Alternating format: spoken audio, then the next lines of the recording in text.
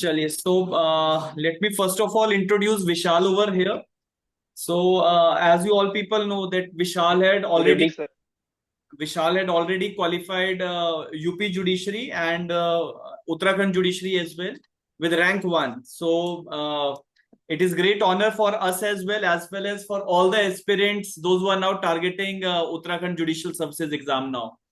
सो विशाल का थोड़ा सा बैकग्राउंड में सभी लोगों को एक बार क्लियर कर देता हूँ. Vishal has given multiple exams of different states. Like Vishal अपने आप एक थोड़ा सा खुद बताएंगे कितनी बार उन्होंने प्रीलिम्स दिया है, मेंस दिया है और finally he got selected. And now Sir, good. सबसे आज का जो सेशन है उसमें ब्रॉडरली हमारा टारगेट रहेगा उत्तराखंड जुडिशियल सर्विसेज के एग्जाम को कैसे अब आपने अप्रोच करना है, right? So now the floor is of you Vishal and all the candidates those who are having any questions with respect to the exams, तो आप लोग यहाँ पे चैट बॉक्स में लिख के भेजेंगे. Otherwise we will be taking up all the things one by one. So that's all. Now I am handing over the things to Vishal. Vishal, please. Good evening, sir, and good evening everyone who have joined this session. I am Vishal Thakur, and I have qualified UP Judicial Service and also Uttarakhand Judicial Service with rank one. As sir said that how many exams I have appeared, so around about I have appeared in 9 to 10 preliminary examination of different states and 6 to 7 mains examination and 5 interviews. So this is a brief introduction myself. I am Vishal Thakur. I am from district Bilaspur, Himachal Pradesh, and my younger brother Vikas Thakur is also a civil judge in Himachal Pradesh. And as we all know that Uttarakhand vacancy has been out. सबसे पहले हम one by one जैसे कि Uttarakhand judiciary की vacancy आई है, तो one by one हम decipher करेंगे कैसे हम इस एग्जाम का अप्रोच करें और क्या इसकी एग्जाम की स्ट्रेटेजी है. जैसे कोई एग्जाम आता है तो सबसे फर्स्ट यही चेक करते हैं कि नंबर ऑफ सीट्स कितनी है. तो इस बार जो नंबर ऑफ टोटल सीट्स है वो टोटल सीट्स 8 है. मैक्सिमम लोगों के दिमाग में ये है कि इतनी कम सीट्स हैं तो क्यों ही अप्लाई करें उत्तराखंड के लिए. लेकिन अगर सीट्स एट के अलावा 80 भी होती, तो भी हमें उसी स्ट्रेटेजी से उसी कंसल्टेंसी से पढ़ना पड़ती है इतनी 8 सीट्स के लिए. तो ये कभी एक बैरियर है ही नहीं कि सीट्स कम है या ज्यादा है. तो टोटल सीट्स 8 है. एंड मिनिमम एज अगर हम देखें तो इसमें 20 लेके 35 के बीच में कोई भी अप्लाई कर सकता है. एंड सबसे बड़ी है कि जो डिफरेंट स्टेट्स के लोग हैं वो अगर उत्तराखंड का एग्जाम देना चाह रहे हैं तो ऐसा आता है कि ये स्टेट बहुत दूर है कि इस देने कौन है दूर जाए. तो इस हाल से इन्होंने 4 सेंटर रखे हैं: हल्द्वानी, रुद्रपुर, देहरादून और हरिद्वार. अगर हिमाचल कंसर्न किया जाए तो हिमाचल से देहरादून और हरिद्वार दोनों ही बहुत नजदीक हैं, तो वहाँ पे इजिली आप सेंटर भर सकते हैं. और बाकी उत्तराखंड वालों के लिए और बाकी स्टेट्स के लिए हल्द्वानी बेटर ऑप्शन है. तो फर्स्ट थिंग इज कि इस एग्जाम में जो शीट्स है, जैसे कि हम सबसे सबसे फर्स्ट चीज है कि हम स्ट्रेटजी जानने से पहले ये जाने कि हमें लिखना क्या है, लिखना कैसे है. क्योंकि हर स्टेट में हर टाइप की डिफरेंट टाइप्स की आंसर है. जैसे कि अगर हम उत्तराखंड का आंसर शीट देखें तो उत्तराखंड में प्लेन प्लेन शीट्स आती हैं. उसमें जो क्वेश्चन पेपर है, सॉरी, जो क्वेश्चन होगा वो आपको ऊपर ही मेंशन होगा, नीचे ब्लैंक स्पेस दिया होगा. एंड उसकी सभी क्वेश्चन ऐसे ही होंगे, आपको चॉइस भी दी होगी. इसके अलावा आपको एक अलग से क्वेश्चन पेपर भी मिलेगा जिससे आप टिक कर सकते हैं कि कौन सा क्वेश्चन है. लाइक अगर बाकी स्टेट्स में क्या है, जैसे हिमाचल है, हरियाणा है, दिल्ली है, वहां पे सिर्फ आपको आंसर शीट्स मिलती हैं. आपको मेंशन करना है कि हाँ ये क्वेश्चन नंबर इतना है और ऐसे करना है. लेकिन यूपी खंड आपको आपको लिमिटेड स्पेस होगा, आपको उसी स्पेस में लिखना है. लेकिन ये कंपल्सरी नहीं है कि जितना स्पेस आपको वहां पे दिया है कि वो सारा सारा आपने वो स्पेस भरना है. तो तो इसमें भी हर स्टेट की तरह preliminary exam, then mains, then interview है. If we consider preliminary exam first, then it is a then it is a paper which is of 200 marks. इसमें दो पार्ट्स हैं, part one as well as part two. Part one जो है वो 50 marks का है and part two 150 marks का. हर question 1 mark का है और नेगेटिव मार्किंग होती है इसमें. जो इसका पार्ट वन है उसमें उसमें जीके पोर्शन रहता है. लेकिन जीके पोर्शन वो वाला जीके पोर्शन नहीं है कि आपको history, geography and Indian polity type पढ़ना पड़ेगा. इसमें लिटिल जी ज्यादा क्वेश्चन आते हैं. लाइक अब कोई अगर नया लॉ कोई इंट्रोड्यूस हुआ है, कोई नई अमेंडमेंट है, या फिर इंटरनेशनल लॉ में कोई नया सिनेरियो है, तो आपको उस बेस पे क्वेश्चन आएंगे. जैसे कि सिलेबस के according day to day happenings in legal sphere. Then we have international law के लिए आपको बेसिकली जो मेजर पोर्शन है, लाइक जैसे कि इंटरनेशनल ऑर्गेनाइजेशंस है, यूएनओ है, उसके अलावा स्टेट रिकॉग्नाइजेशन, जितने भी टॉपिक्स इंटरनेशनल लॉ के मेन में वो आप कवर कर ले। और अगर आपको क्लैरिटी चाहिए कि इंटरनेशनल लॉ की बहुत बड़ा है और उसमें से हमने क्या पढ़ना है, तो अगर आप प्रीवियस ईयर के पेपर देखेंगे लगभग 4 to 5 years, तो आपको एक आइडिया हो जाएगा कि कितने क्वेश्चन रिपीट हो रहे हैं। Then there is neutrality. Neutrality अलग से कोई सब्जेक्ट नहीं है, न्यूट्रलिटी इंटरनेशनल लॉ में ही एक छोटा सा चैप्टर है, एक कंसेप्ट है न्यूट्रलिटी। तो अगर आपको सिर्फ वही कवर करना है न्यूट्रलिटी का, जो कि आपको इंटरनेशनल लॉ की बुक पे, इवन इंटरनेट पे या यूट्यूब पे भी इजीली मिल जाएगा। Then we have recent legislations. अब रिसेंट लेजिस्लेशंस में जैसे कि नए लॉज आ रहे हैं, लाइक अभी वर्क एक्ट पे काफी डिस्कशन चल रही थी, डिबेट चल रही थी, तो उससे रिलेटेड क्वेश्चन आपसे हो सकते हैं। और डेफिनेशन क्लॉज, न्यू लॉज का जो डेफिनेशन क्लॉज है वो बहुत इंपॉर्टेंट है, क्योंकि जो एक्ट का बेसिक टाइटल है, हेड है, उसको भी डिफाइन किया होता है। तो सेक्शन नंबर पूछ सकते हैं कि सेक्शन 2 में कौन से क्लॉज में दिया गया है, या फिर इसकी डेफिनेशन है क्या।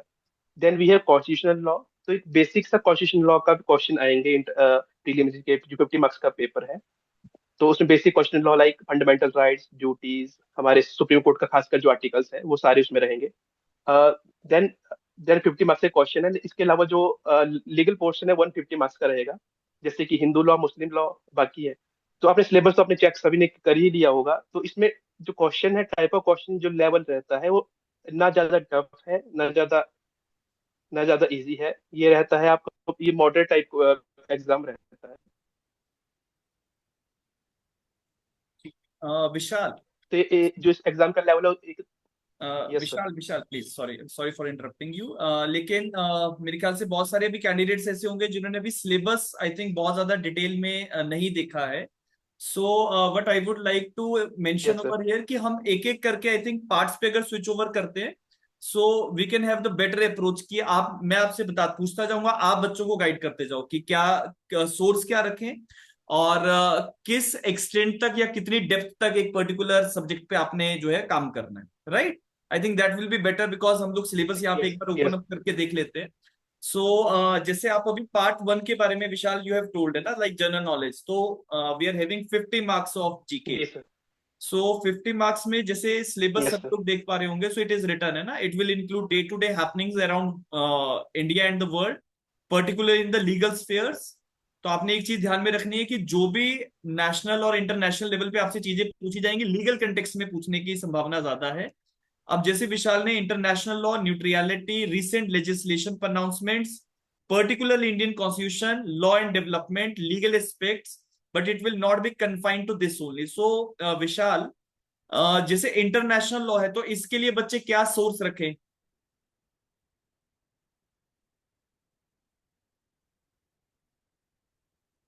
विशाल, I think you're not audible over here. Yes sir.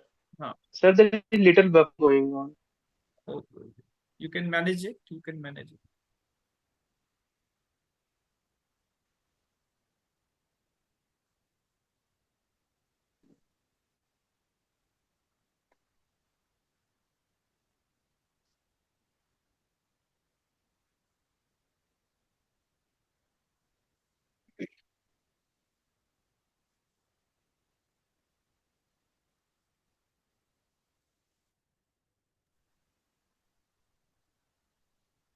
Yes, Vishal. Sir is my video हाँ, विजिबल? आप एक काम करो, आई थिंक अगर आप वीडियो ऑफ करके भी अगर कनेक्टिविटी एस्टेब्लिश कर सकते हैं तो दैट इज ऑल्सो फाइन, ठीक है, we have no problem with that. Sir wait.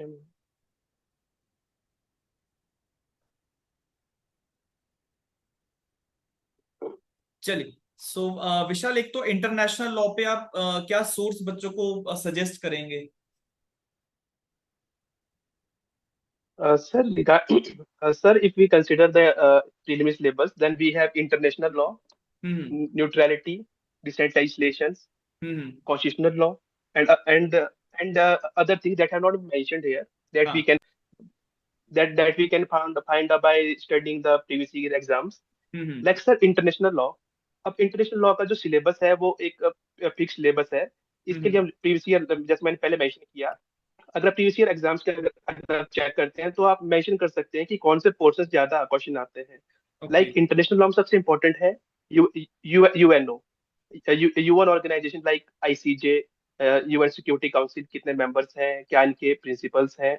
इसके अलावा sir we have the state recognition, then state topics है। उसके अलावा एक्स्ट्राडिशन ट्रीटीज, अभी इंडिया एंड इंग्लैंड की जो ट्रीटी चल रही है तो उसके बारे में जो डे टू डे न्यूज आ रही है, लाइक विजय माल्या की न्यूज थी एंड हम्म अदर जो भी न्यूज चल रही है तो उसके बारे में मेंशन कर सकते हैं। उसके बारे में इस टॉपिक में आएगा। लाइक अदर टॉपिक है न्यूट्रलिटी, तो न्यूट्रलिटी एक इंटरनेशनल लॉ का ही टॉपिक है, ये अलग से कोई सब्जेक्ट नहीं है। और इंटरनेशनल लॉ के लिए सबसे अच्छी बुक जो थी वो एच ओ अग्रवाल थी, लेकिन ये बुक बहुत बल्कि है। अगर आप एग्जाम के लिए पढ़ना चाहेंगे तो आप सिर्फ उसमें से ये देख सकते हैं कि कौन कौन से टॉपिक कवर करने हैं एच ओ अग्रवाल की बुक से, और उन टॉपिक्स को आप यूट्यूब से या फिर एक छोटी बुक एसेंट पब्लिकेशंस की जो बुक आती है छोटी सी, तो उससे आप कवर कर सकते हैं इस टॉपिक को। ठीक। Then there is recent legislation, then there is recent legislation. Recent legislation के लिए आप एक लिस्ट बना सकते हैं कि 2024 में और 2025 के इनिशियल पार्ट में कितनी रिसेंट लेजिस्लेशन आए हैं। इसमें आपको बेसिकली करना यह है कि आपको लेजिस्लेशन का ईयर, उसका डेट ऑफ एसेंट और डेट ऑफ इसकी कमेंसमेंट वो याद रखनी है। और जिसका जो इंटरप्रिटेशन पार्ट है, लाइक सेक्शन 2 है जिसमें डेफिनेशन क्लॉज है, वो एक बार गो थ्रू करना है। और लगभग जो उसको पनिशमेंट सेक्शन एंड में होता है कि कितनी पनिशमेंट है, या फिर कौन सा कोर्ट उसमें कॉग्निजेंस ले सकता है, लाइक जुडिशियल मजिस्ट्रेट है, स्पेशल कोर्ट है, या फिर कोई ऐसा प्रोविजन है, वो सिर्फ वो आपने याद रखना है उसमें, बाकी आपको पूरा पूरा एक्ट पढ़ने की जरूरत नहीं है उसमें। Hmm then we have Indian constitution.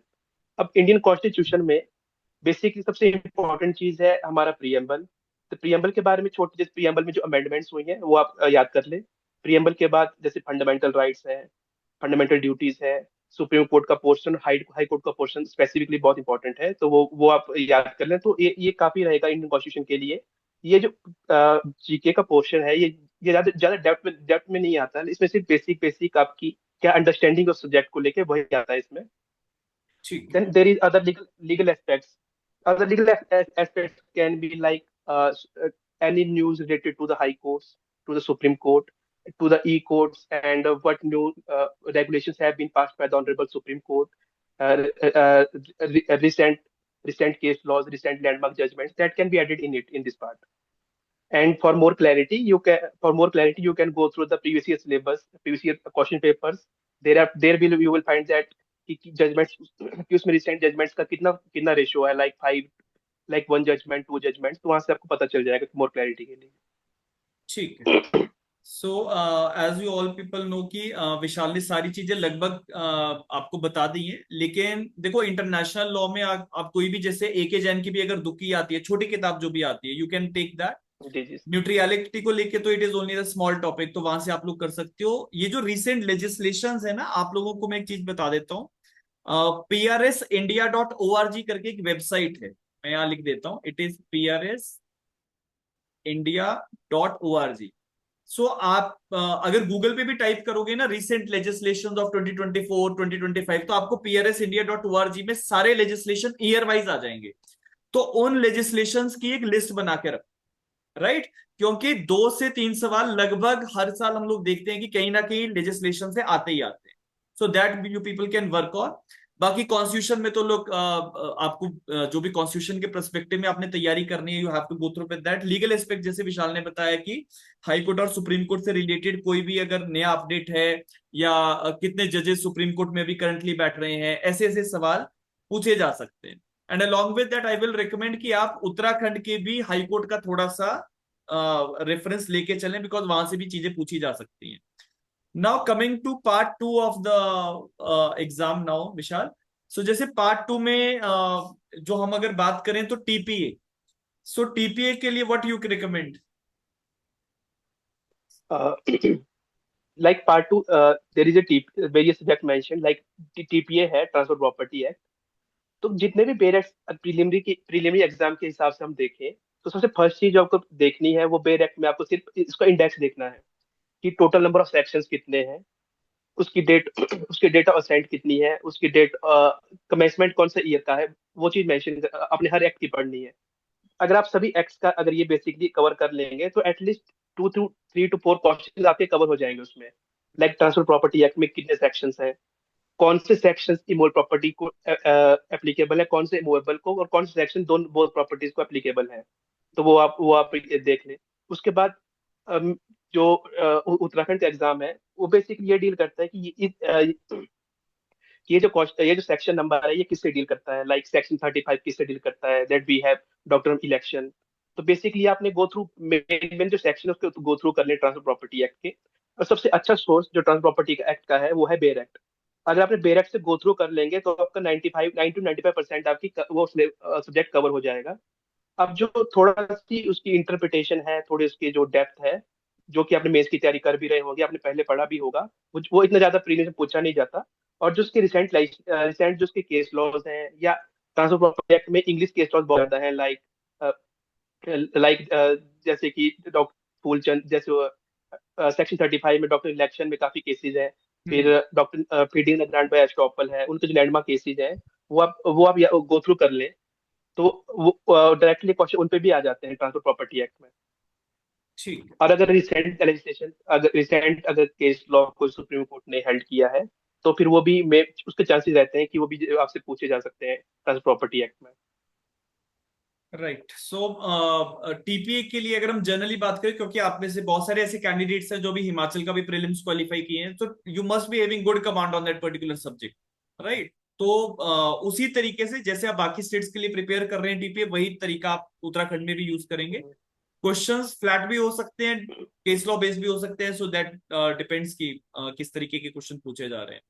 Next इसमें विशाल, जैसे principles of Hindu law and Muslim law लिखा हुआ है, so it is not only yes sir. Related with the legislative law, है ना? जो हमारा हिंदू मैरिज एक्ट है या यस सर। सक्सेशन है, सिर्फ उस तक सीमित नहीं है।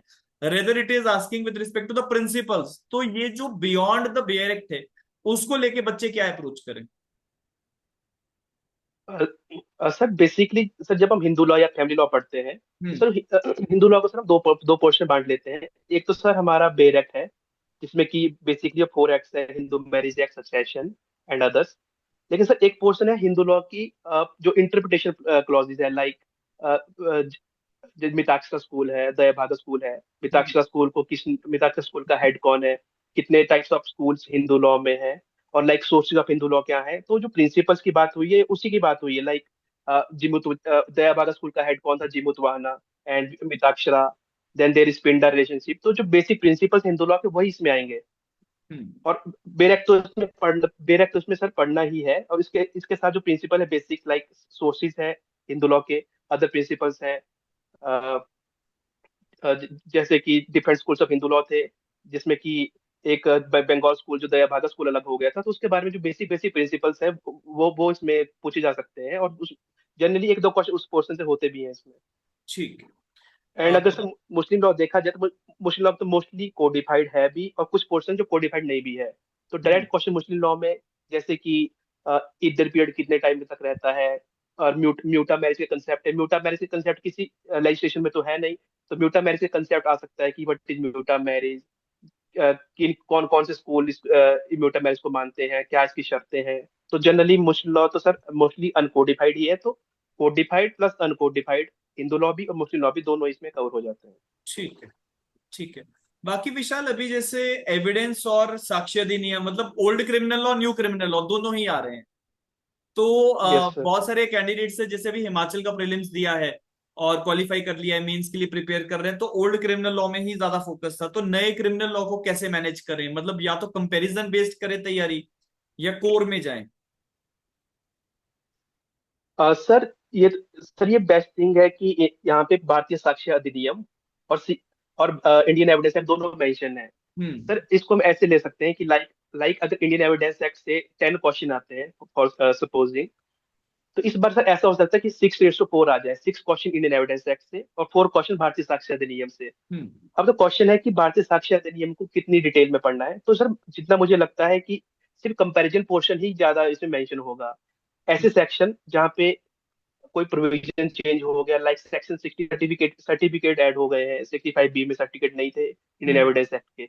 सर वो जैसे कंपैरेटिव एनालिसिस सर इसमें कर सकते हैं, और कोई नई डेफिनेशन भारतीय साक्ष्य अधिनियम में ऐड हो रखी है तो वो चीज इसमें पूछी जा सकती है। तो सर इसके लिए सर इसमें टोटल सेक्शंस, सेक्शन नंबर और जो मेजर सेक्शन है उसका सेक्शन नंबर क्या है, तो कंपैरेटिव एनालिसिस करके सर ये सफाइस होगा इसके लिए। ठीक है, मतलब इन three, all the three criminal laws, I think the same approach is to be adopted, yes yes sir. Right? अगर सर 10, अगर मान लो सर 10 क्वेश्चंस इंडियन आईपीसी या फिर सीआरपीसी से आते हैं, तो रेशियो ऐसी हो जाएगी 6 question CrPC and 4 question from BNWS से।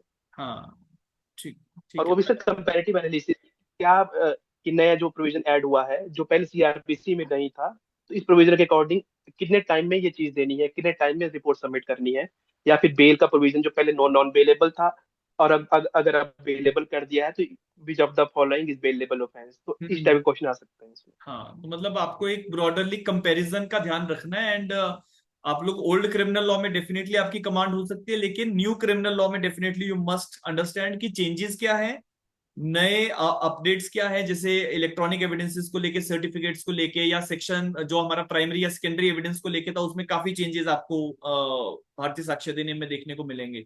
सो वो सारा एरिया आपने खास तौर पे ध्यान रखना है। मोर प्रोबेबली अगर मुझे लगता है तो यस सर। सीआरपीसी में आपको ज्यादा काम करना पड़ेगा, रीजन बीइंग कि सीआरपीसी में इन्वेस्टिगेशन एरिया में चेंजेस ज्यादा है, लेकिन भारतीय साक्ष्य अधिनियम में apart from some cosmetic changes बहुत ज्यादा चेंजेस नहीं है, तो अगर आप सेक्शंस का भी ध्यान रखोगे तो things are going to work out. तो बीएनएस में और बीएनएसएस में थोड़ा सा ज्यादा आपको एफर्ट्स डालने हैं। बाकी as far as CPC is concern, so anything which you want to add on this? Sir CPC सबसे लेंथीएस्ट हम इसको बेयर एक्ट मानते हैं, सब्जेक्ट भी मानते हैं। हम्म, लेकिन अगर सीपीसी देखे जाए सर तो सबसे अच्छी चीज प्रीलिम्स के लिए, जैसे मैंने पहले भी कहा कि बेयर एक्ट ही है। अगर हम बेयर एक्ट के गो थ्रू कर ले, लाइक सीपीसी में सर अगर हम देखें तो शुरू के जो सेक्शंस है, पहले हम सेक्शन पोर्शन है वो सारा कवर कर लें कि कौन से सेक्शन में क्या है। और सीपीसी में मैक्सिमम क्वेश्चंस लास्ट के पोर्शन ज्यादा आते हैं, लाइक जो मिसलेनियस पोर्शन है, स्टैम्पेज कितनी है, और कौन से ओपन कोर्ट किस सेक्शन में है, अमेंडमेंट किस सेक्शन में हो सकती है, तो वहां से ज्यादा पोर्शन ज्यादा सीपीसी का पूछा जाता है। सर ओके, जब एक बार हमारे सेक्शन कवर हो जाए सीपीसी में, हम्म, उसके बाद हम स्विच कर सकते हैं ऑर्डर पार्ट में। सर ऑर्डर पार्ट में भी अगर देखा जाए तो सिर्फ कुछ कुछ ही ऑर्डर्स हैं जिनसे जहाँ से क्वेश्चन बनते हैं, like order 1, order 2, then there is order 5 जिसमें कि हमें समनिंग करनी है। ऑर्डर 6 में भी सिर्फ हमें ये रूल 1 के अंदर जाना है कि कितने किस टाइप से प्लीडिंग जाती है, और और रूल 16 और रूल 17 में कैसे अमेंडमेंट होती है, स्ट्राइकिंग आउट कैसे होती है, और कितने टाइम का पीरियड, 14 डेज का पीरियड मेंशन है। तो ये भी चीज सर मेंशन याद रखनी है कि 14 डेज का पीरियड किस लिए है, क्या अमेंडमेंट करने के लिए है, क्या वो सबमिशन के लिए है, किस चीज के, तो इसमें भी कंफ्यूज करते हैं हम्म, कि टाइम पीरियड किसी एक्ट में दिया है लाइक 30 डेज, 20 डेज। सबसे पहली चीज कि वो 30 डेज 20 डेज कहाँ से कमेंस होगा। सेकंड, और 30 डेज 20 डेज का पीरियड जितना भी होगा तो वो किस चीज के लिए है, सबमिशन के लिए है, ऑब्जेक्शन के लिए है, कि किस हम्म, चीज के लिए, तो भी मैं वो भी याद रखना है। उसके अलावा सर ऑर्डर जो main portion like order 7, then we have order 8, 9, order 10 काफी इंपॉर्टेंट है जिसमें कि रूल 1A, 1B, 1C है। तो किस हम्म, ईयर में वो ऐड हुए हैं, सबसे इंपॉर्टेंट पोर्शन वही है। और 1A, 1B, 1C डील किससे करते हैं, लाइक एग्जाम में मुझे याद है एमपी जुडिशरी में ये क्वेश्चन आया था, एक स्टेटमेंट दी थी तो नीचे ऑप्शन आई थी कौन सी रूल में ये डेल्ट किया है, like rule 1A, 1B, 1C, none of the above या ऑल ऑफ द अबव। तो यहाँ पे सर बहुत कंफ्यूजिंग हो जाता है कि 1A में आएगा कि 1B में। हमें याद है कि इन तीनों में से किसी में है, पर 1A है कि 1B है या 1C है। हम्म, तो इस टाइप के कंफ्यूजिंग क्वेश्चन सीपीसी से आ सकते हैं। हम्म, उसके अलावा सर मेजर पोर्शन में ऑर्डर 11 इंटेरोगेटरीज, जिसमें कि अ, सबसे इंपॉर्टेंट क्वेश्चन ये भी है कि कौन से टाइप के सूट्स बार्ड है, क्या फ्रेश सूट डाला जा सकता है, या क्या इसको सेट असाइड किया जा सकता है, जो कि ऑर्डर 9 में काफी काफी सेक्शंस में दिया हुआ है। तो उसमें से ऑर्डर 9 से एक या दो क्वेश्चन हमेशा बनते ही हैं। फिर सर ऑर्डर 20, ऑर्डर 21 जो मेजर पोर्शन है वो कवर कर लें तो सीपीसी का काफी रहेगा इसके लिए प्रीलिम्स एग्जाम के लिए। ठीक है। सो विशाल, जैसे अभी last year you have qualified with rank 1, तो कितना कट ऑफ उत्तराखंड में प्रीलिम्स का जाता है from 200? Sir sir total total जो स्कोर है वो है 200 में से हम्म। जैसे सर आजकल से जैसे हम कट ऑफ देख रहे हैं, तो कट ऑफ से प्रिडिक्ट करना बहुत ही मुश्किल है, क्योंकि जैसे कि हिमाचल भी देखा, दिल्ली डेफिनेटली जुडिशरी का एग्जाम इट देखा। डिपेंड्स अपॉन एग्जाम, लेकिन एक ब्रॉडर एक हम लोग अपर लिमिट जरूर एक चेकआउट कर सकते हैं। Yes sir.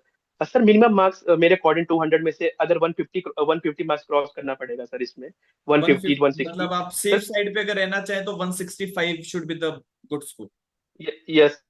है ना। और आई थिंक लॉ जो है वो, क्योंकि उसमें कुछ भी ऐसा माइनर लॉज में देन ऐसा हमारे नहीं टाइम पे सर है। काफी कट ऑफ बढ़ गई थी। हाँ अगर 165, क्योंकि 160 165 के around cut off plus minus very कर सकती है। ठीक, वेरी ठीक है विशाल। सो इसका मतलब ये है कि आप एक तो अपने जीके वाला जो जो हमारा फर्स्ट पार्ट वन है प्रीलिम्स का, उसके ऊपर ज्यादा फोकस करें, बिकॉज पार्ट टू में सारे ही कैंडिडेट्स अच्छे हो सकते हैं, लेकिन पार्ट वन में यस आप सर। अपनी एज निकालोगे, जिसमें आप इंटरनेशनल लॉ, न्यूट्रलिटी और लेजिस्लेशन पर प्रोनाउंसमेंट, कॉन्स्टिट्यूशन, इनके ऊपर ज्यादा काम करो। क्योंकि देखो लॉ में एज निकालना मुश्किल हो जाता है, बिकॉज सभी लोग बहुत अच्छे से पढ़ रहे हैं, राइट। लेकिन जहां पे एज निकलेगी वो आपका पार्ट वन है। So part one you should taking it more seriously, और उस पर बहुत अच्छे से आपको काम करना है। अच्छा, इससे विशाल एक और चीज इसमें हम ऐड ऑन करेंगे कि जैसे ये प्रेजेंट मेंस की बात अगर हम करें, प्रेजेंट डे का पेपर है, बच्चे कंफ्यूज हैं कि प्रेजेंट डे में क्या पूछते हैं या क्या लिखना होता है। Power on. Sir Bluetooth sir mode. जो Your device is just ready to just pair. Just hold on Vishal, just. Rini please mute your speaker, Rini. Yes, please Vishal. Sir अगर मेंस का एग्जाम देखें, और बाकी जैसे कई स्टूडेंट, कई एस्पिरेंट्स होंगे जो बाकी स्टेट्स के एग्जाम भी इन्होंने दिए होंगे, दे रहे होंगे, हम्म। तो उसमें sir language, law paper, evidence और रेवेन्यू क्रिमिनल, ये बेसिकली ये बेसिक एग्जाम्स हैं। जो उसमें मोस्ट फोकस करने वाला एग्जाम है वो है फर्स्ट एग्जाम, जो कि प्रेजेंट डे है, और लास्ट वाला जो कि कंप्यूटर नॉलेज के ऊपर बेस है। ओके। तो पहला एग्जाम जो प्रेजेंट डे है, अगर देखा जाए तो one of the most scoring और इजीएस्ट एग्जाम्स को माना जाता है, द प्रेजेंट डे। क्योंकि सर इसमें बेसिकली जो जो प्रिंसिपल्स है, लाइक सर सबसे पहला सब्जेक्ट इसमें जो कवर करते हैं वो है jurisprudence, okay. International law, neutrality. जो सिलेबस प्रीलिम्स का है वही सिलेबस इसका भी है, लेकिन फर्क ये है कि इसमें sir jurisprudence portion extra add हो जाता है मेंस के टाइम पे। हम्म। और सर इसमें यह है कि जो इसमें क्वेश्चन ऑफ कंसाइज फॉर्म में लिखने हैं, लाइक जूरिस्प्रूडेंस में जितने भी स्कूल्स हैं, इंग्लिश स्कूल है और हिस्टोरिकल स्कूल है, सोशियोलॉजिकल स्कूल है, उनके जो एक्सपोनेंट्स तीन तीन तीन है, दो दो है, वो अगर वो हम कर ले बेसिक, उनके बारे में सर ज्यादा डिटेल में नहीं जाना है। सिर्फ एक ऐसे टाइप ऑफ फॉर्मेट होगा, लाइक प्लॉट, जैसे कि जॉन ऑस्टिन के बारे में लिखना है, तो जॉन ऑस्टिन के बारे में एक पेज में उसकी इंट्रोडक्शन, क्या उसमें थ्योरी दी थी, क्या टेनेट्स थे उस थ्योरी के, और उस थ्योरी का क्रिटिसिज्म क्या था, सिर्फ एक पेज जितना ही क्वेश्चन वहां पे लिखना होता है सर उसमें। तो ये सारी, और इसमें न्यूट्रलिटी, डिसेंट्रलाइजेशन, कॉन्स्टिट्यूशन लॉ वही सेम रहेगा। इसमें इसमें आपको ज्यादा डेप्थ में नहीं जाना है, हर टॉपिक का जो भी इसमें पूछा जाएगा उसको आपको बेसिक बेसिक लिखना है उसमें। और ज्यादा क्लैरिटी के लिए प्रीवियस ईयर एग्जाम्स देखेंगे तो उसमें सुप्रीम कोर्ट की जजमेंट भी आ रखी है, जैसे कि एक कोलिजियम की जजमेंट थी। तो कोलिजियम की जजमेंट जो 2016 सॉरी 2018 में, 17 18 में जो कॉलेज में जजमेंट आ रखी थी, वो उसमें पूछी गई थी रिसेंट लेजिस्लेशन में। तो हम्म। उसमें एक जजमेंट रिसेंट भी हो सकती है, लैंडमार्क भी हो सकती है। जैसे वक्फ एक्ट पे अब डिस्कशन चल रही है, तो वक्फ एक्ट पे क्वेश्चन हो सकता है उसमें। आई एंड थिंक विशाल, न्यूट्रलिटी का सिर्फ यूनिफॉर्म एक, सिविल कोड भी एक इम्पोर्टेंट एरिया है। यस सर, उत्तराखंड में यूनिफॉर्म सिविल कोड अभी इम्प्लीमेंट हो चुका है, तो यूनिफॉर्म सिविल कोड का एक क्वेश्चन मतलब 99% तो मतलब उसके चांसेस हैं यूनिफॉर्म सिविल कोड पे। Right, right. 99% उसके चांसेस हैं, क्योंकि उत्तराखंड में सर इम्प्लीमेंटेड है, तो यहाँ पे हिंदू लॉ की जगह आप यूसीसी ही डेल्ट हो रहा है। ठीक। देन देन कॉन्स्टिट्यूशनल लॉ में वही सबसे इंपॉर्टेंट पोर्शन है, सुप्रीम कोर्ट के आर्टिकल्स एंड हाई कोर्ट के articles. Okay. Then collegium system, then we have collegium system, और फंडामेंटल राइट्स में सिर्फ बेसिक बेसिक कि ये आर्टिकल किससे डील करता है, इस आर्टिकल की रिक्वायरमेंट्स क्या है, उसके रिलेटेड एक या दो केस लो, बस। तो ज्यादा डिटेल में इस एग्जाम में लिखना नहीं होता है। सिर्फ एक या वन या 1.5 पेज वहां पे आपको मिलता है लिखने के लिए, उसी में आपको लिखना है उसमें। ठीक है विशाल, और कितने जो कितने मार्क्स का क्वेश्चन होगा, how much weightage of the question is. Sir generally इस एग्जाम में सर 10 मार्क्स का, 7 मार्क्स का, 8 मार्क्स का, ये रेशियो रहती है सर इसमें। 7 8 या 10 का रहेगा। ओके। सो मतलब आई थिंक 1.5 पेज से ज्यादा आप नहीं लिखोगे। नहीं सर, वहाँ पे फिक्स जो अच्छा। इस एग्जाम में सब फिक्स एक स्पेस दिया होता है, उसी स्पेस में आपको लिखना है। ओके। वो आपकी मर्जी है कि आपको पूरा पूरा स्पेस कवर करना है या आपको हाफ ही लिखना है। ठीक। गुड। ठीक। So next with the language, and it language को लेके क्या सबसे रिकमेंड सबसे करोगे विशाल आप? सर लैंग्वेज में सर इसमें थोड़ा सा डिफरेंट पैटर्न है। जो हम्म। इसमें सर तीन तीन चीजें पूछी जाती हैं। दो क्वेश्चंस जो है सर वो ट्रांसलेशन के हैं और एक इंग्लिश प्रेसी का है। हम्म। लेकिन सर जो ट्रांसलेशन है वो जनरल ट्रांसलेशन नहीं है, वो लीगल ट्रांसलेशन है। ओके। लाइक जो कोर्ट, जैसे कि जो जो हमारे पेरेंट्स हिंदी में पढ़ते हैं उनके लिए Hindi to English, English to Hindi का ये हमें ट्रांसलेट करना होता है। ठीक है। तो सो सर जो इसका सोर्स है आई विल वो है। रिकमेंड, एक तो विशाल जस्ट गिव मी 1 सेकेंड, एक तो जैसे आप लोग बेरिक्स पढ़ते हैं तो डिगलॉट जो एडिशन आते हैं बेरिक्ट के, जी उसको आप लोग फॉलो अप कर सकते हो, जिसमें हिंदी और इंग्लिश दोनों आपको मिल जाता है। हाँ, anything which you want to add Vishal? जी। जैसे सर ने कहा कि डिगलॉट बेरेक्स, पर मैक्सिमम लोग जो तैयारी कर रहे हैं उनको डिगलॉट बेरेक्स नहीं है ना, हमारे हम्म। पास भी नहीं थे। हम्म। तो डिगलॉट के लिए आप ये कर सकते हैं कि आप गूगल से जैसे कि आईपीसी है, सीआरपीसी है, कुछ मेजर मेजर एक्ट है, जैसे कि उसमें क्रिमिनल लॉ और सिविल लॉ दोनों कवर होंगे, तो उसकी आप हिंदी में डाउनलोड कर लें उसको। आपका इंग्लिश का बेरेक्ट तो पढ़ा ही होगा, और हिंदी में डाउनलोड कर लें। जैसे आपको सेक्शन पढ़ रहे हैं लाइक थेफ्ट है, थेफ्ट को हिंदी में क्या कहते हैं। अब ग्रीवियस हर्ट को और जैसे कि हर्ट का सेक्शन 323 था आईपीसी में, तो हर्ट को हम उपहति कहते हैं हिंदी में। तो जब हम ट्रांसलेशन, मान लो हर्ट पे कोई टॉपिक आ गया या हर्ट पे कोई आर्टिकल आ गया आईपीसी का, कोई क्रिमिनल लॉ का कोई ट्रांसलेशन के लिए, अगर हमें बेसिक चीज हर्ट का ही हिंदी में अनुवाद या ट्रांसलेशन पता ना हो, तो फिर वो पूरा जैसे कि इंप्रेशन जाएगा, रॉन्ग इंप्रेशन जाता है कि बेसिक चीज का ही आइडिया नहीं है। तो सबसे बेस्ट थिंग है, या तो डिगलॉट बेरेक्ट आपके पास है तो बेस्ट थिंग है। अगर वो नहीं है तो आप डाउनलोड कर सकते हैं हिंदी के बेरेक्ट को। और जैसे कि आप इंग्लिश का बेरेक्ट आपको पढ़ा ही होगा, तो साथ से आप टैली कर सकते हैं कि हाँ इस सेक्शन में जैसे तो इसमें आपको बेसिकली तीन चीजें करनी है। पहले आप इंडियन कॉन्स्टिट्यूशन का एक्ट को हिंदी में पढ़ें, वो भी मेजर मेजर पोर्शन, खासकर फंडामेंटल राइट्स। उससे आपको ये आइडिया हो जाएगा कि जो उसमें टर्म्स यूज हुई हैं, state, union, supreme court, high court, और यूनियन को संघ कहते हैं, तो वो आपको बेसिकली उस हिंदी बेर एक्ट से कवर हो जाएगा। फिर आपको सीपीसी और इंडियन कॉन्ट्रैक्ट एक्ट जैसे दो बेर एक्ट डाउनलोड करने हैं। अगर उसके मेजर मेजर सेक्शन या पार्ट से गो थ्रू करेंगे, तो को आइडिया हो जाएगा कि सिविल में जो टर्म्स यूज होती है, तो जैसे कि हमें लास्ट टाइम सेक्शन 34 सीपीसी के ऊपर कोई क्वेश्चन था, 34 या 35 पे, हम्म। जिसमें कि कॉस्ट के ऊपर कोई एक आर्टिकल आया था, कॉस्ट के ऊपर कि जो न्यायालय में शुल्क देना होता है तो कितना है। अब हमें कॉस्ट को हिंदी में क्या कहते हैं हमें ये पता होना चाहिए, इंटरेस्ट को हिंदी में क्या कहते हैं जो हम सीपीसी में पढ़ते हैं। तो उसके लिए है कि सीपीसी के पेर एक्ट को, जैसे कि कई सेक्शन है, तो उसको अगर हिंदी से गो याद नहीं करना है, सिर्फ गो थ्रू करना है कि हिंदी में क्या क्या कहते हैं, तो थोड़ी फ्लुएंसी हो जाएगी। क्योंकि अभी तक एग्जाम की डेट अभी अनाउंस नहीं हुई है, तो आप एक बार गो थ्रू कर लें सीपीसी के पेर एक्ट को हिंदी में, मेजर मेजर सेक्शन। वही वही सेम क्रिमिनल लॉ का, खासकर की IPC, CrPC and evidence. Criminal law में सिर्फ इन तीन में से ही आपके आर्टिकल आ सकता है, Hindi to English and English to Hindi. तो डिगलॉट बेरेक्ट ही एकमात्र उपाय है इसका। ठीक, गुड इनफ। तो मतलब आप सिविल में and there is CPC, precis writing. और क्रिमिनल में सीआरपीसी, एविडेंस और यस आईपीसी, सर। इनके ऊपर काम कर ले, बाकी the things are going to work out. Yes yes Vishal. Ji sir. और एक इंडियन कॉन्ट्रैक्ट एक्ट और इंडियन और कॉन्स्टिट्यूशन लॉ के बेरेक्ट को भी अगर हिंदी से गो थ्रू कर लें सिविल में। Consti and Indian contract contract, इन। ठीक। जी sir, contract act Hindu law, contract act, Indian constitution law, and CPC for civil. ठीक। ठीक। और प्रेसी राइटिंग एक जनरल, जैसे कि आपको पता है कि जो भी पैरा आएगा उसको आपको वन थर्ड में कंसाइज करके लिखना है।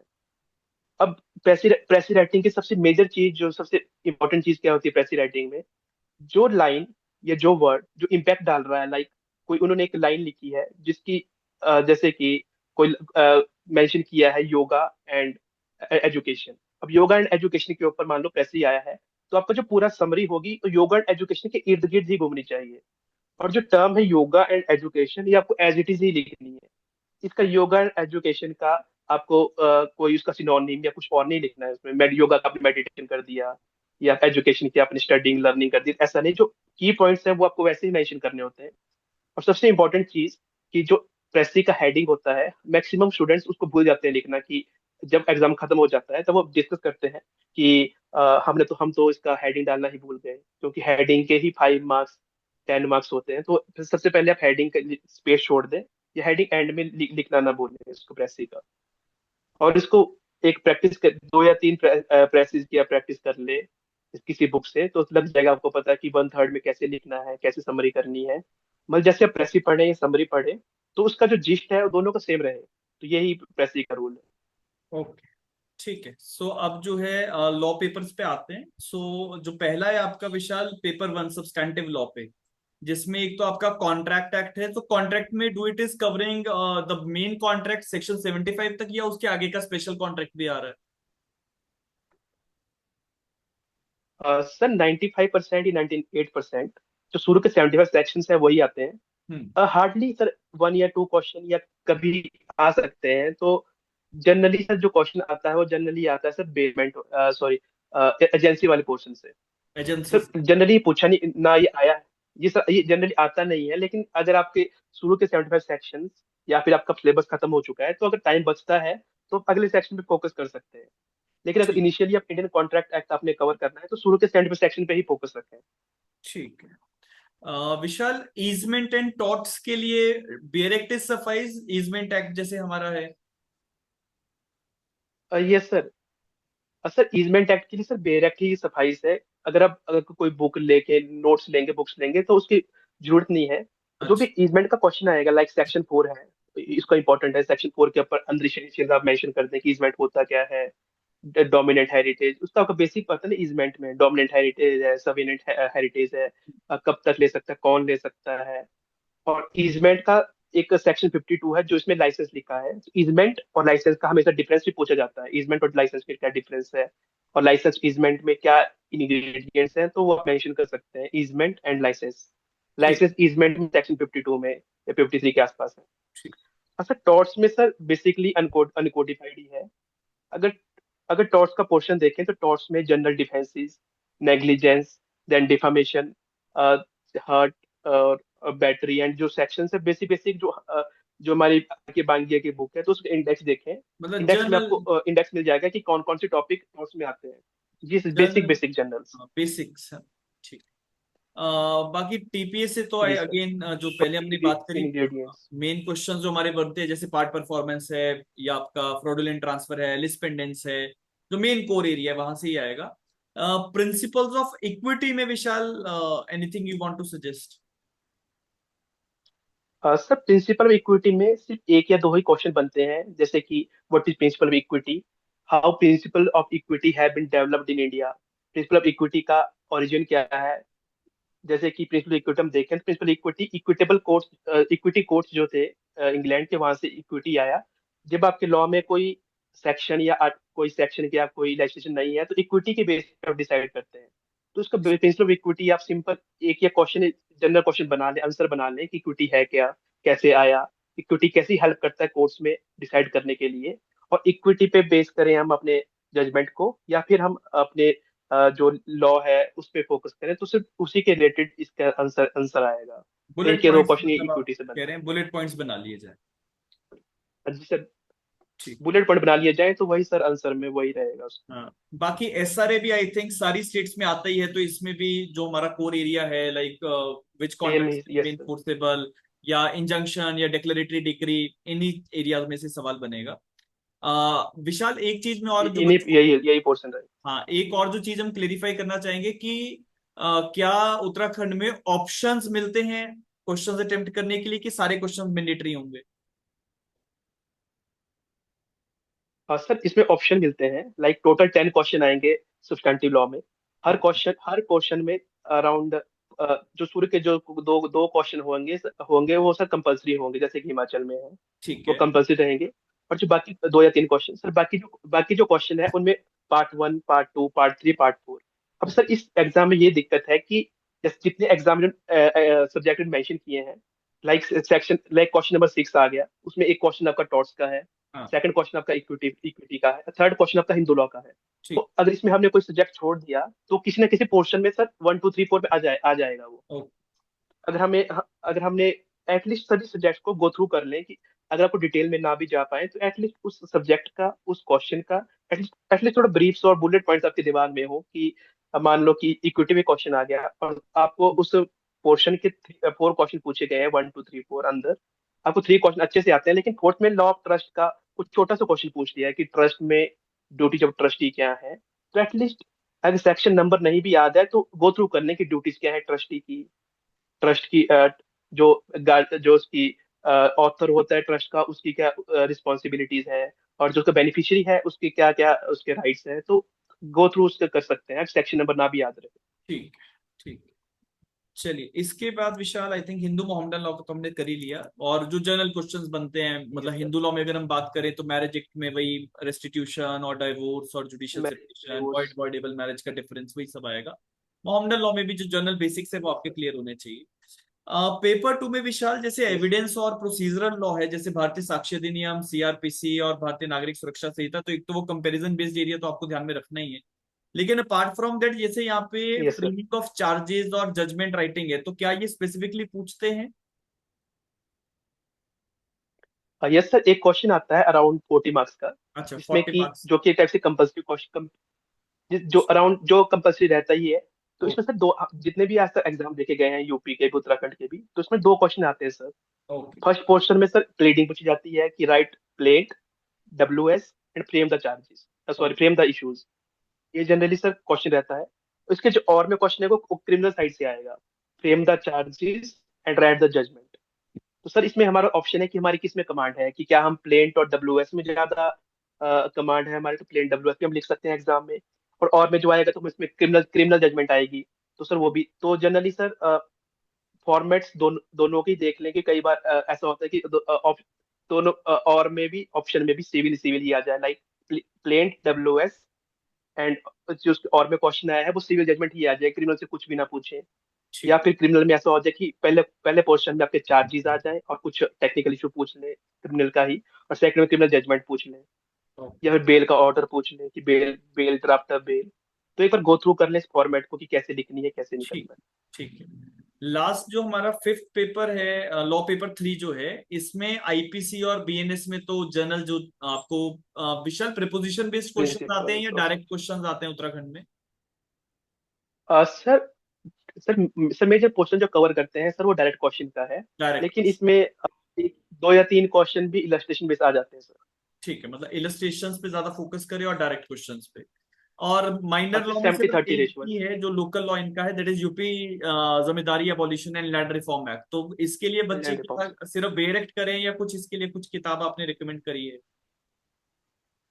सर जैसे मैं अपनी तैयारी का बता रहा हूँ, जो मैंने इस सब्जेक्ट के लिए किया था, तो एक यूनिवर्सल का बेर एक्ट आता है, जो UP zamindari abolition and land reform act.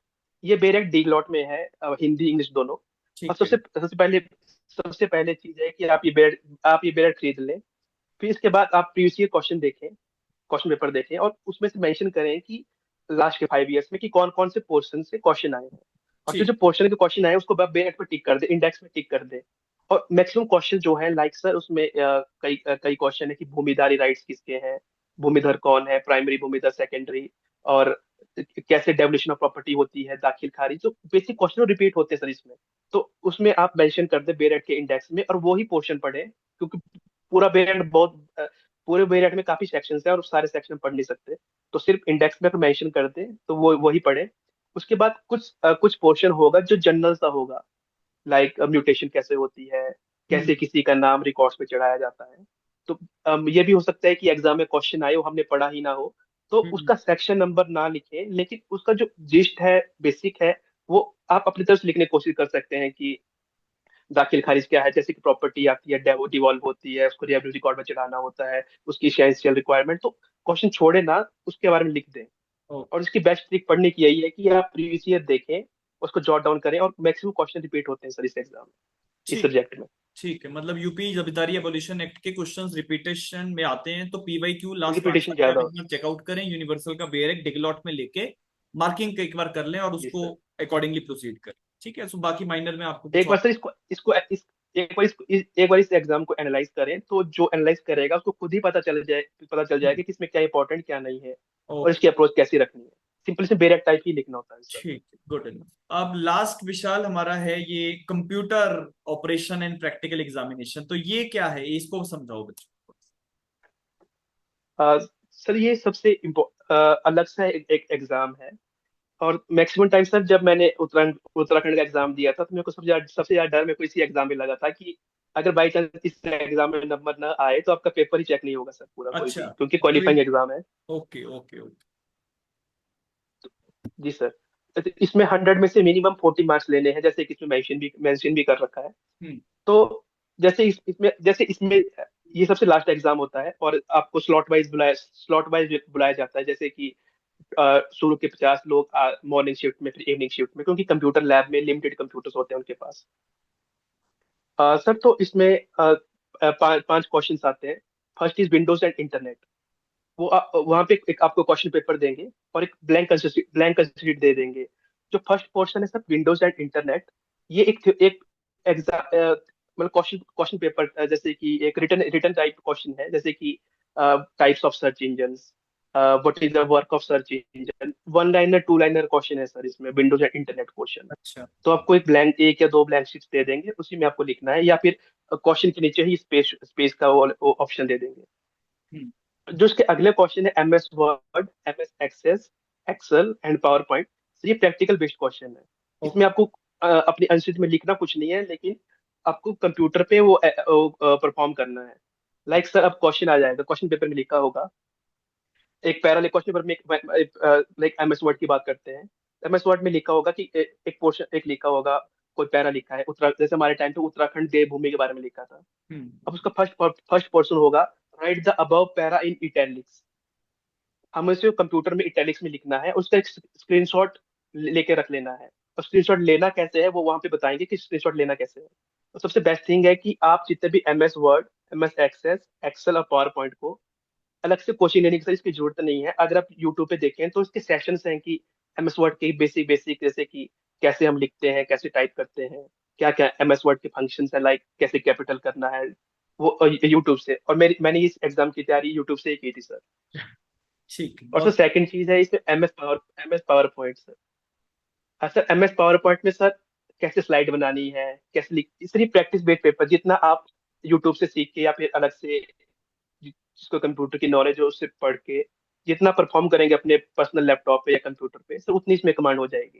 जैसे ठीक। कि MS पावर पॉइंट में कैसे एक न्यू स्लाइड लगानी है, कैसे उसमें फोटो ऐड होती है, और हम्म। उसका स्क्रीनशॉट लेके रख लेना है। और जब आपका टाइम खत्म हो जाएगा तो जितने भी स्क्रीनशॉट्स हैं वो अपने पेन ड्राइव में आपसे ले जाते हैं, बाद में प्रिंट आउट लेके उसको प्रिंट आउट लेके आपको सबमिट करने होते हैं सारे। वो वहीं वहीं पे प्रिंट आउट होते हैं, वहीं पे पेन ड्राइव में होते हैं। ओके। ठीक है, so I hope everyone is clear कि ये और जो जो विंडोज प्रोसेस और है इंटर। कि प्रिंट आउट की, तो वही बताएंगे। हाँ ठीक है, तो विंडोज और इंटरनेट वाला जो है वो जनरल क्वेश्चन कुछ रहेगा आपको लिखने के लिए, बाकी जो है वो प्रैक्टिकल बेस्ड क्वेश्चन है। उसके लिए जैसे विशाल ने कहा कि यूट्यूब पे या जो प्रैक्टिकल। भी कंप्यूटर की जानकारी रखता है उससे आप एक बार देख लें कि क्या फंक्शंस हैं या क्या यस सर। ऑपरेशंस होते हैं कंसर्न्ड वर्ड या एक्सेस या एक्सेल या पावर पॉइंट के। ठीक है, सो आई थिंक और सर ब्रॉडली। ये जो एग्जाम है इसके मार्क्स में इसमें काउंट नहीं होंगे। अच्छा, मतलब कंप्यूटर के मेंस में काउंट नहीं होंगे लेकिन ये क्वालिफाइंग है। यस सर, ये आपको 40 या 45 मार्क्स तक लाने हैं और उसके बाद ये काउंट नहीं होंगे। Okay okay, good enough good enough. ठीक है, so I think everything is sorted और लगभग सारी चीजें हम लोगों ने आई थिंक कवर कर ली हैं, है ना। किसी का कोई भी और क्वेरी है तो you people can write over here so that we can ask from Vishal. वैसे तो हमने एक एक चीज यहाँ पे डिस्कस कर ली है, और एग्जाम जैसे आप लोग जानते हैं एप्लीकेशन फॉर्म जो है वो आपका ये अभी फिल होना शुरू तो नहीं हुआ है, आई थिंक हो गया है। ऑनलाइन आवेदन पत्र भरने की अंतिम तिथि 5 जून, तो it is all together in Yes, process. तो ठीक है, सो आई थिंक अभी सर विशाल। अभी प्रीलिम प्रीलिम एग्जाम की डेट नहीं आई है, मे बी यो अभी सभी एग्जाम विद होल्ड किए हैं, तो मे बी 3 ईयर प्रैक्टिस का कोई इशू ना आए। अभी डेफिनेट। तक प्रीलिम की एग्जाम डेट नहीं है। हाँ, प्रीलिम्स की अभी जी सर। एग्जाम डेट नहीं आई है, वो सुप्रीम कोर्ट की एक बार जजमेंट आ जाएगी उसके बाद ही सारी चीजें क्लियर होंगी। ठीक। Yes sir. So Vishal, I am having one question for you. Shivangi पूछ रही है बेरेक्ट मेंस में प्रोवाइड किए करवाए जाएंगे कि नहीं करवाए जाएंगे। नहीं सर, बेरेक्ट नहीं मिलेंगे वहां पे। नहीं आपको मिलेंगे। खुद से ही मतलब लिखना है। खुद नहीं से ही मिलेंगे। मेहनत करनी है शिवांगी। नेक्स्ट अंकित का सवाल है कि नेगेटिव मार्किंग में प्रीलिम्स में क्योंकि नेगेटिव मार्किंग है तो कैसे अटेम्प्ट करें। सर प्रीलिम्स एग्जाम की बेसिक स्ट्रेटेजी ये है कि सबसे पहले तो आप वो क्वेश्चन करें जो आपको आते हैं। लाइक 200 मार्क्स का क्वेश्चन है, 200 मार्क्स में आपको 140 क्वेश्चन आते हैं अच्छे से, आपने 140 अटेम्प्ट कर दिए। लेकिन आपको पता है कि कट ऑफ जो जाएगी 160 165 जाएगी। तो आपको एटलीस्ट उन सेकंड राउंड में उन क्वेश्चंस को करना है जिसमें आपको डाउट है। लाइक वो 50-50 जो एलिमिनेशन रूल है, कि हाँ इन दो ऑप्शन में कुछ हो सकता है, तो आपको एटलीस्ट उतने क्वेश्चन अटेम्प्ट करने पड़ेंगे जितनी कट ऑफ जाएगी। कट ठीक ऑफ की एस्टिमेट है 160 165, तो एटलीस्ट आपको 180 185 क्वेश्चन तो अटेम्प्ट करने पड़ेंगे। ठीक उसमें कुछ क्वेश्चन ऐसे भी होंगे आपको नहीं आते होंगे, लेकिन उसमें आपको स्मार्ट रूल, आपको 50-50 एलिमिनेशन, आपको कौन सा मतलब उसकी सेक्शन वाइज, जैसे कि हम वो कर सकते हैं कि हाँ ये सेक्शन उस सेक्शन के आसपास था, तो मोस्ट प्रोबेबली ये सेक्शन वहां पे होगा। जैसे कि सेक्शन 2 क्वेश्चन आता है कि कौन सी डेफिनेशन में है, 2 A B C D E, तो वो अल्फाबेटिक होते हैं, तो हम ये लिख सकते हैं कि हाँ ये सेक्शन यहाँ पे मेंशन्ड है, तो इसका स्मार्ट वर्क करके तो ये उससे आगे ही होगा, तो स्मार्ट गैस करके वो हो जाते हैं। ठीक। विशाल, एक क्वेश्चन है कि क्या फाइनल ईयर फाइनल सेमेस्टर्स के बच्चे एग्जाम फिल कर सकते हैं?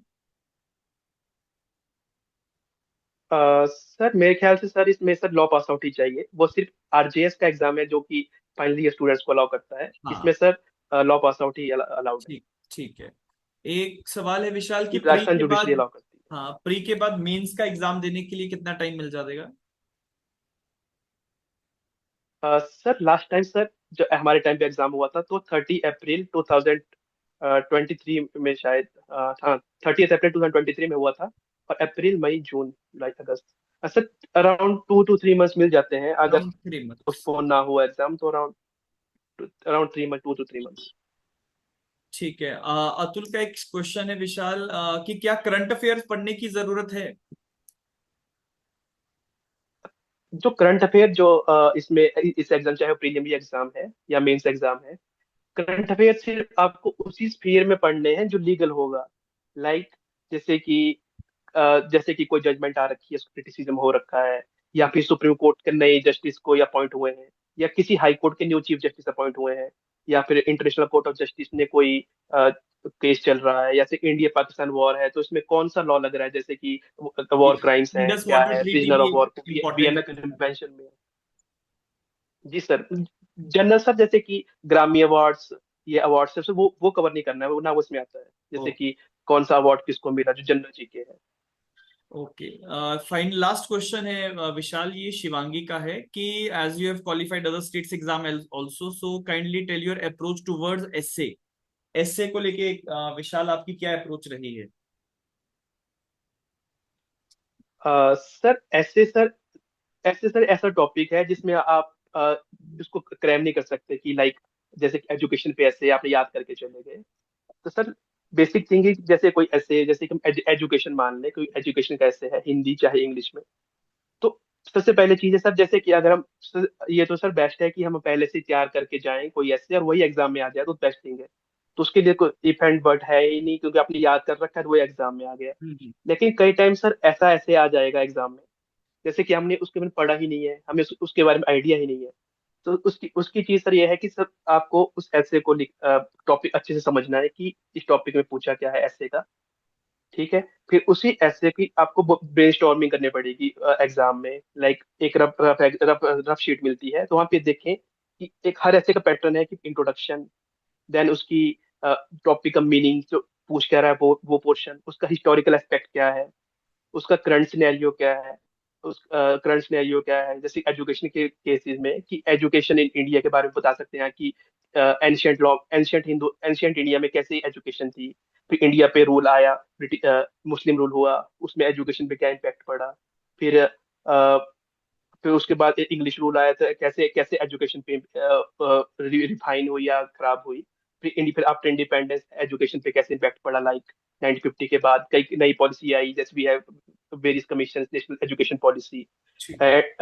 जैसे कि अभी गवर्नमेंट ने उसके ऊपर क्या स्टेप उठाए हैं, और गवर्नमेंट के ऊपर उसके ऊपर क्या लॉ है, और एक एक सिनेरियो उसके ऊपर इंटरनेशनल लॉ का डाल देना है। यही अप्रोच हर ऐसे में है, चाहे वुमेन पे ऐसे आएगा, तो वुमेन की पहले क्या स्थिति थी, वुमेन की एंशियंट टाइम में इंडिया का पर्सपेक्टिव बता दें उसमें कि कैसे वो होगा, कि वुमेन की स्थिति क्या थी, वुमेन ने कैसे इवॉल्व किया, मुस्लिम रूल में, ब्रिटिश रूल में इंग्लिश वुमेन की क्या स्थिति थी।